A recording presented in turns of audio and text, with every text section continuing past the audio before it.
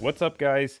Common question that I hear from physicians is about real estate and whether or not the income that it generates can replace your physician's salary. I think the underlying frustration with a lot of practicing physicians with the healthcare system and all the stressors there is really amplifying this. Real estate can be a fantastic place to invest and it can be a great place to generate income. But I wanted to talk about today a little bit more around what that looks like and just give you a high level of how this might work and some of the options to consider. So the short answer to that question is yes, you can for sure invest in real estate and generate more than enough income to replace your physician's salary, even if you're a high paid specialist. But of course, there's always a but. It's not as easy as what a lot of these real estate gurus make it out to be. And so it's going to require a lot of hard work and potentially some risk, and it doesn't happen overnight. So I wanted to talk through, a little bit more about what that looks like. So what are the ways that you might invest in real estate? I think it's helpful to look at it like kind of on a spectrum of how active you are in it. And so on one end of the spectrum would be like pure passive, as in you have no involvement and no responsibility other than you just send in checks to invest and then it happens automatically. It's purely passive, as in you don't have to spend any time on it. And so the most common form of passive real estate investing is in REITs or real estate investment trusts. A lot of you probably already own this. Maybe you don't even realize it. If you own like a Vanguard total stock market, which are very common in work retirement plans, you own a slice of this already. So like the Vanguard total stock market, ETF, VTI, if you want to look it up, has 3.3% of its holdings in real estate. And so that's basically REITs. And you can actually see what that holding looks like by looking up another Vanguard ticker. It's called VNQ, or that's like the Vanguard Real Estate Index Fund. But those are good examples. Like if you own the Vanguard Total Stock Market, you already have that 3.3% slice of real estate, and it's extremely passive in that you're just putting money into the fund and it just does its thing. The VNQ, the Vanguard Real Estate Index, as I was mentioning, that's probably a great example of like purely investing all your new dollars into real estate. And same thing, it's passive, it just spreads it out. You can look at the holdings within Vanguard, the Vanguard Real Estate Index. For example, so it spreads it out among all different real estate investments.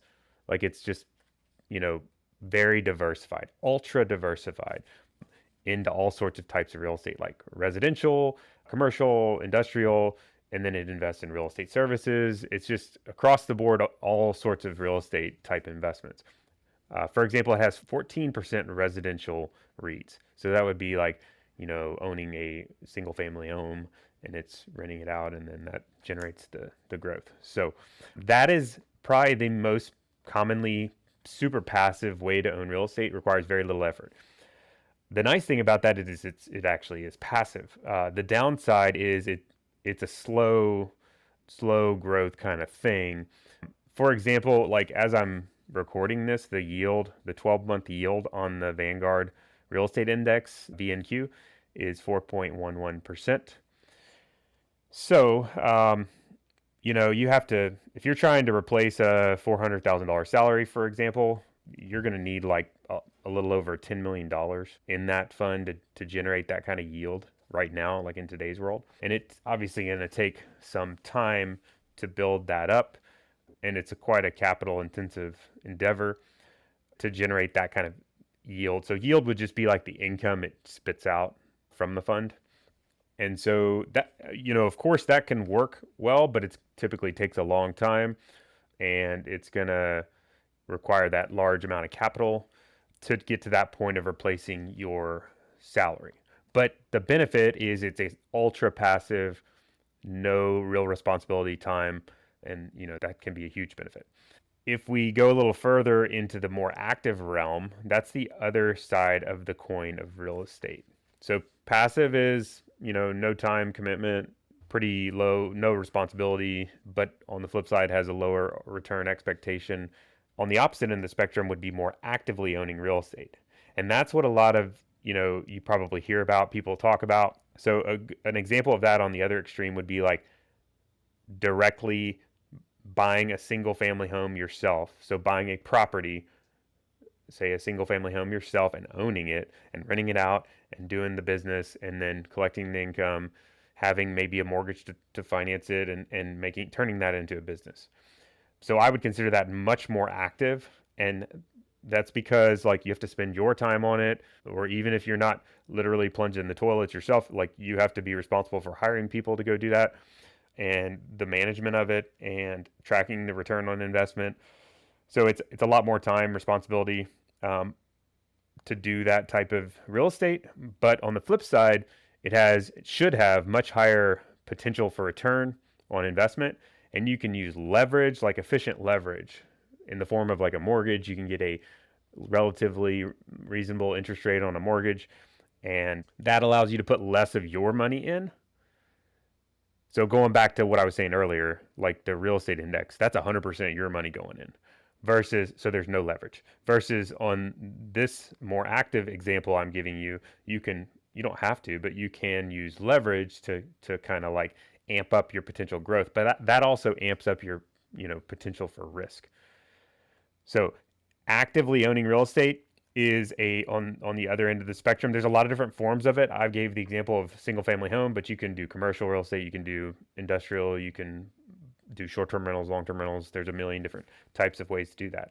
I'll link to a show that I did on Finance for Physicians podcast where I broke down how to use real estate to build wealth, and I talk a little bit more about the different ways to invest in real estate. But I think for today, the big point is like the further you go down that spectrum, you have to really think about the responsibility and the time component.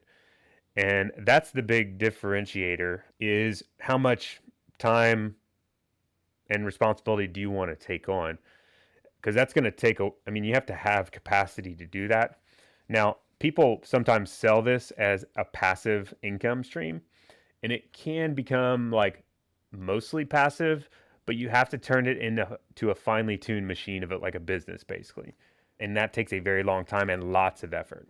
So I think the big question mark as far as where you fit on that spectrum, beyond just understanding the different options, is like deciding on how active you want to get in the actual business itself, and then start to develop it from there. So more active real estate investing can be a much faster way to replace your physician income.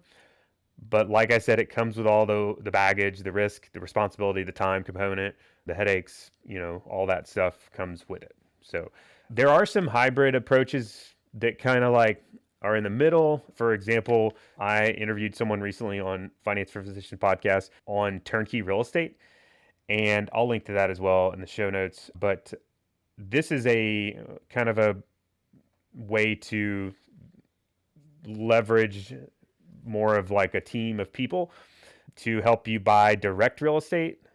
So like actually buying a house yourself, but hiring this, turnkey company to handle most of the steps for you. So it's a way to buy direct real estate without dedicating so much responsibility and time yourself. The downside is you still are responsible for picking the turnkey company, and it tends to be concentrated, like there's not as much diversification, and it tends to come with added costs. But it can be a way, like a lot of physicians want to invest in direct real estate, but when you just don't have the time and capacity to do it, turnkey real estate investing can be a great way to like get into it without, jumping in all the way. So that's the other option I'll throw out while we're talking now. But yeah, definitely check out the show that I'll link to on how to invest in real estate. I'll go over a lot more detail. Today, I just wanted to hit you with some high points.